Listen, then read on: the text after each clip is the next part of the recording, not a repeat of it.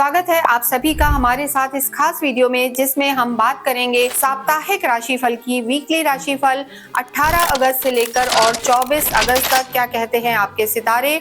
और जब भी हम साप्ताहिक राशिफल की बात करते हैं तो चंद्रमा की स्थिति बहुत महत्वपूर्ण है। इस पूरे ही वीक चंद्रमा जो है वृषभ में रहेंगे, मिथुन में रहेंगे, कर्क में रहेंगे और फिर आखिरी दिन वो सिंह में रहेंगे। तो इसका आपके जीवन पर क्या प्रभाव पड़ेगा ये हम देखेंगे। साथ ही साथ 17 तारीख को यानी लास्ट वीक में ही सूर्य भी बदले हैं, सूर्य स्वग्रही हो गए हैं, सिंह में प्रवेश किया है। और इसके साथ साथ इस जो ये वीक रहने वाला है इसमें शुक्र भी अपना राशि परिवर्तन करेंगे। शुक्र बुध के साथ आ जाएंगे, मिथुन से निकलकर कर्क में आएंगे और बुध के साथ लक्ष्मी नारायण योग बनाएंगे। तो कौन सी राशि पर धन बरसेगा और कौन सी राशि कंगाल होगी ये हम इस वीडियो में देखेंगे। आइए तो हम शुरू करते हैं अपना ये राशिफल। इस वीडियो में हम बात करेंगे कन्या राशि और कन्या लगन के लिए ये वीक कैसा रहने वाला है, जहां हम बात करें 18 से लेकर 24 अगस्त तक। जब भी हम साप्ताहिक राशिफल की बात करते हैं तो मून बहुत ज्यादा इंपॉर्टेंट हो जाता है। और इस पूरे ही वीक चंद्रमा की जो स्थिति है, चंद्रमा वृषभ में रहेंगे, मिथुन में, कन्या में और कन्या में नहीं रहेंगे, हम यहाँ देखते हैं वृषभ में रहेंगे, मिथुन में, कर्क में रहेंगे और सिंह में रहेंगे। और आपके लिए अगर हम देखें तो हालांकि स्थिति अच्छी है, पहले आपके भाग्य में, कर्म में और लाभ में, लेकिन जो लास्ट डे रहेगा, आखिरी दिन जो चंद्रमा की स्थिति है वो आपके त्रिक भाव में आ जाएंगे। यानी 24 तारीख को 23 की शाम से आप मान के चलें, 23 की शाम से और 24 तक का जो समय है वो आपको ध्यान रखना है। यहाँ पर ऑलरेडी सूर्य केतु हैं, यहाँ चंद्रमा भी आ जाएंगे और ग्रहण योग का निर्माण तो होगा ही होगा, लेकिन चंद्रमा कमजोर भी हो जाएंगे। तो कोई भी मेजर डिसीजन हो आपको 23 से पहले पहले लेना है तो आपके लिए बेहतर रहेगा, क्योंकि त्रिक भाव में चंद्रमा कमजोर हो जाते हैं। सारे ही ग्रह कमजोर होते हैं, लेकिन यहाँ गोचर में हम बात कर रहे हैं तो चंद्रमा की स्थिति बहुत महत्वपूर्ण है।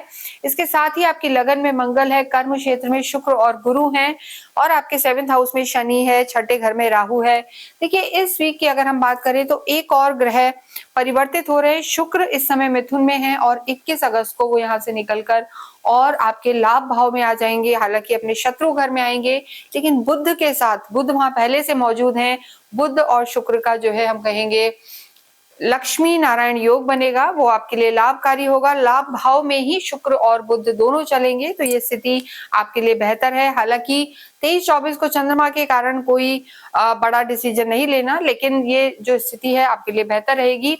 पूरे ही वीक की अगर हम बात करें तो देखिए मंगल शनि की भी एक दूसरे पर दृष्टि है, तो थोड़ा सा नेगेटिविटी, चिड़चिड़ापन यहाँ पर नजर आ रहा है। और इसके अतिरिक्त एक और चीज है कि जो सूर्य की स्थिति है, सूर्य एक दिन पहले यानी 18 से पहले 17 को ही बदले हैं और स्वग्रही हो गए हैं। तो इसका क्या प्रभाव पड़ेगा ये हम देखते हैं। सबसे पहले आपको पता होना चाहिए कि आपकी जो राशि है कन्या कैसे है, क्योंकि चंद्रमा जहां होते हैं वही राशि मानी जाती है। तो आप अपनी कुंडली खोलें और वहां पर मून की स्थिति देखें, जहां भी चंद्रमा हो, नंबर 6 लिखा हो तो आपकी जो राशि है वर्गो है, और फर्स्ट हाउस में अगर नंबर 6 लिखा है तो आपकी जो लगन है वो वर्गो है। तो ये वीडियो आप चंद्र राशि और जन्म की राशि के आधार पर देख सकते हैं। यहाँ सबसे पहले अगर हम आपके स्वास्थ्य की बात करें तो ओवर थिंकिंग को आपको कंट्रोल करना चाहिए, कन्या राशि, कन्या लगन को। और सूर्य का जो है 12th हाउस में होना थोड़ा सा आपके, हम कहेंगे कॉन्फिडेंस को वो लो रख सकता है। कॉन्फिडेंस थोड़ा सा हिला डुला रह सकता है, ओवर कॉन्फिडेंट या कॉन्फिडेंस नहीं, ये स्थिति रह सकती है। और स्टमक का आपको ध्यान रखना है, यानी पेट से रिलेटेड कहीं ना कहीं कोई इश्यू रह सकता है। राहु आपके रोग ऋण शत्रु के घर में है, तो ऐसी स्थिति में स्टमक का ध्यान रखें। इंडाइजेशन की प्रॉब्लम हो सकती है और एसिडिटी की प्रॉब्लम आपको परेशान कर सकती है। एंड मंगल का यहाँ होना ब्लड प्रेशर को भी दिक्कत दे सकता है। तो इन तीनों चीजों का ध्यान रखना है, ओवर थिंकिंग नहीं करनी है, ब्लड प्रेशर का ध्यान रखना है, सिर दर्द का ध्यान रखना है। और स्टमक से रिलेटेड अगर कहीं कोई भी इशू आपको लगता है तो आपको डॉक्टर से कंसल्ट करना चाहिए। देखिए जो 12th हाउस है वहां पर 3 प्लैनेट्स का प्रभाव यहाँ पर नजर आ रहा है। राहु की दृष्टि रहेगी, सूर्य केतु का ग्रहण योग है, पितृ दोष जिसे कहते हैं वो भी बना हुआ है। तो ऐसे में आपको जरूरी है कि ओवर थिंकिंग को आप अवॉइड करें। इसके साथ ही यहाँ हम बात करेंगे आपकी लव लाइफ की। देखिए, जो 5th हाउस होता है वहां से लव लाइफ को देखा जाता है, पंचम से। यहाँ के आपके लॉर्ड शनि हैं और शनि इस समय आपके जो है सप्तम में बैठे हुए हैं, तो लव लाइफ तो देखिए ठीक नजर आ रही है। और 21 से यहाँ शुक्र भी आ जाएंगे जो लव रोमांस को बढ़ाने वाले होते हैं। तो शुक्र बुध का जो लक्ष्मी नारायण योग है वो सीधे दृष्टि देगा आपके जो है पंचम पर, आपकी लव लाइफ पर। तो स्थिति आपके लिए बेहतर होंगी, हो सकता है मिलना जुलना स्टार्ट हो, बात स्टार्ट हो, कम्युनिकेशन स्किल अच्छी रहेगी यहाँ पर आपकी। तो लव लाइफ भी अच्छी नजर आ रही है, कोई दिक्कत यहाँ पर नजर नहीं आ रही है। लेकिन आपकी खुद की गलती के कारण चीजें खराब हो सकती हैं, थोड़ा ओवर कॉन्फिडेंट रह सकते हैं और डोमिनेटिंग भी रह सकते हैं, क्योंकि मंगल का यहाँ बैठना थोड़ा सा आपको एक जो हम कहेंगे ओवर करेज देगा। तो आपको लगेगा जो आप कर रहे हैं वही सही है, पर ऐसा नहीं है। तो कन्या राशि, कन्या लगन को इस वीक अपनी लव लाइफ पर ध्यान देना है, डोमिनेटिंग नहीं रहना। मैरिड लाइफ की बात करें तो देखिए शनि यहाँ पर मौजूद हैं 7th हाउस में, और शनि जहाँ होते हैं उस घर में वृद्धि करते हैं, यानी शनि का यहाँ होना यहाँ आपको एफर्ट कराएगा, कर्मों के प्रति आप जागरूक होंगे, आपकी जिम्मेदारियों के प्रति। तो ये स्थिति बेहतर है। और गुरु की स्थिति भी आपके लिए बेहतर है। यहाँ आपके 7th हाउस के जो लॉर्ड हैं वो गुरु हैं। गुरु आपके जो है कर्म में बैठे हैं, सुख भाव को देख रहे हैं अपने ही घर को। तो गुरु भी यहाँ पर आपके बेड़ा पार करने वाले होंगे, अतिचारी रूप में चल रहे हैं, इनके रिजल्ट्स फास्ट रहेंगे। तो घर का जो एक माहौल है हम कहेंगे यहाँ पर अच्छा नजर आ रहा है, और वैवाहिक जीवन भी अच्छा नजर आ रहा है। लेकिन एक चीज यहाँ पर है कि जब भी मंगल, शनि, राहु, केतु, सूर्य होते हैं 7th हाउस में या दृष्टि देते हैं तो थोड़ा दिक्कत आती है। मंगल आपकी लगन में है, दृष्टि दे रहे हैं तो मांगलिक योग बना रहे हैं, और शनि भी यहाँ पर आपकी लगन को देख रहे हैं। तो जब शनि देखते हैं और मंगल पहले से विराजमान है तो थोड़े से रॉन्ग डिसीजन, चिड़चिड़ापन, बहुत ज्यादा क्वेश्चनिंग, डाउट करना, ये सब चीजें हो जाती हैं। और जो ये छोटी छोटी चीजें हैं एक बड़ा रूप ले लेती हैं। तो यहाँ पर आपको बहुत ज्यादा क्वेश्चनिंग, आर्ग्यूमेंट्स, इन सब में नहीं जाना, अन्यथा यहाँ पर चीजें थोड़ी खराब हो सकती हैं। और वीक के एंड में यानी 23 और 24 को आपको स्पेशली अपने वैवाहिक जीवन पर ध्यान देना है, अन्यथा दिक्कत आ सकती है। वर्क प्लेस की हम बात करें, इस पूरे ही वीक स्थितियां बेहतर हैं। पहले शुक्र और गुरु हैं तो बेहतर है। शुक्र उसके बाद निकल के आपके डिजायर हाउस में आएंगे, आपके लाभ भाव में आएंगे। लक्ष्मी नारायण योग, आप समझ सकते हैं लक्ष्मी और नारायण का योग आपके लिए लाभकारी रहेगा। जो भी लंबे समय से इच्छाएं चल रही थी, मनोकामनाएं थी आपके कार्य को लेकर या आपकी लव लाइफ को लेकर, वो पूरी हो सकती है।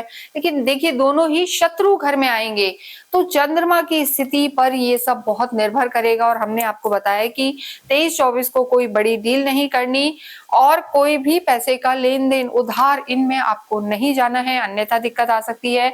इसके साथ एक और चीज है कि कोई ना कोई कार्य में बदलाव भी यहाँ पर दिखाई दे रहा है। सूर्य केतु विराजमान है और केतु की दृष्टि आपके जो है 6ठे घर पे रहेगी। तो सडन चेंजेस आपके कार्य क्षेत्र में इस वीक में नजर आ रहे हैं कि लंबे समय से जिस चीज के पीछे लगे हुए थे उसमें बदलाव आएगा, या सडन आपको हो सकता है वो चीज छोड़नी पड़े, यहाँ पर ये भी नजर आ रहा है। तो वीक का जो आखिरी समय होगा, यानी वीक जैसे जैसे एंड की तरफ जाएगा, वहां आपके कार्य में मेजर चेंज आएंगे, वो ध्यान रखें। लेकिन जो लोग किसी भी तरीके से क्रिएटिव फील्ड से जुड़े हुए हैं या आईटी से जुड़े हुए हैं या फिल्म इंडस्ट्री से जुड़े हुए हैं, उनके लिए ये वीक अच्छा रहने वाला है, लाभ होने वाला है। मंगल का आपकी लगन में होना प्रॉपर्टी से भी आपको फायदा करवा सकता है। विद्यार्थियों के लिए समय अच्छा है। यहाँ के लॉर्ड जो है शनि आपके 7th हाउस में है, तो टेक्निकल एजुकेशन हो गई, इलेक्ट्रॉनिक्स हो गया, इंजीनियरिंग हो गई, या किसी इस तरीके के काम जिसमें ह्यूमन रिसोर्स जुड़ा हुआ है, आप एमबीए वगैरह कर रहे हैं तो वहां भी आपको लाभ हो सकते हैं। तो ये स्थिति आपके लिए बेहतर है। और बुध और शुक्र दोनों ही आपके पंचम को देखेंगे, ये स्थान लव का भी है, एजुकेशन का भी है और संतान का भी है। तो दोनों के लिए स्थितियां बेहतर बनी हुई हैं, क्योंकि एक अच्छे योग की दृष्टि यहाँ पर पड़ेगी। बात करें हम आपके भाग्य की और अध्यात्म की, भाग्येश आपके शुक्र हैं। शुक्र पहले भाग्येश होकर आपके कर्म क्षेत्र में है और उसके बाद आपके डिजायर हाउस में है। तो आप समझ सकते हैं कि भाग्येश का लाभ भाव में होना, इनकम में होना और डिजायर हाउस में होना आपकी मनोकामनाएं पूरी करने वाला होगा, लाभ ही लाभ होगा। और भाग्येश जब भी 11th हाउस में आते हैं तो बहुत प्रॉफिटेबल रहते हैं, तो भाग्य का पूरा सपोर्ट आपको मिलेगा। तो ये समय आपके लिए अच्छा है, आध्यात्मिक आप होते हैं। और अध्यात्म की हम बात करें तो वो सीधे आपके सुख भाव को गुरु देख रहे हैं। तो ऐसे में घर में मांगलिक कार्य, धार्मिक यात्राएं और धर्म के प्रति रुचि यहाँ पर बढ़ती हुई नजर आ रही है। तो पूरा ही वीक अगर हम कहें तो आपको वैवाहिक जीवन को संभालना है, सबसे ज्यादा इंपॉर्टेंट ये है, और स्वास्थ्य को। अन्यथा यहाँ भाग्य आपका पूरा साथ देगा और लक्ष्मी नारायण योग आपकी लव लाइफ को भी बेटर करेगा। किसी भी तरीके की कोई परेशानी है तो गणेश रुद्राक्ष आपको धारण करना चाहिए, क्योंकि गणेश रुद्राक्ष यहाँ पर पहनने से आपके जो लॉर्ड हैं बुध वो बली होंगे, क्योंकि इन्हें गवर्न करने वाले प्लैनेट ही बुध हैं और गणेश जी आपके स्वामी हैं, तो उनके आशीर्वाद आपको प्राप्त होंगे। तो आप अवश्य ही गणेश रुद्राक्ष धारण करें। इसे आप चाहें तो हमसे भी मंगवा सकते हैं, नीचे नंबर्स दिए हुए हैं, क्योंकि यहाँ आपको ये पूरी तरीके से ऑथेंटिक मिलेगा। इसे आप धारण करें या फिर अपने घर के मंदिर में आप स्थापित कर सकते हैं, वो भी आपके लिए लाभकारी होगा।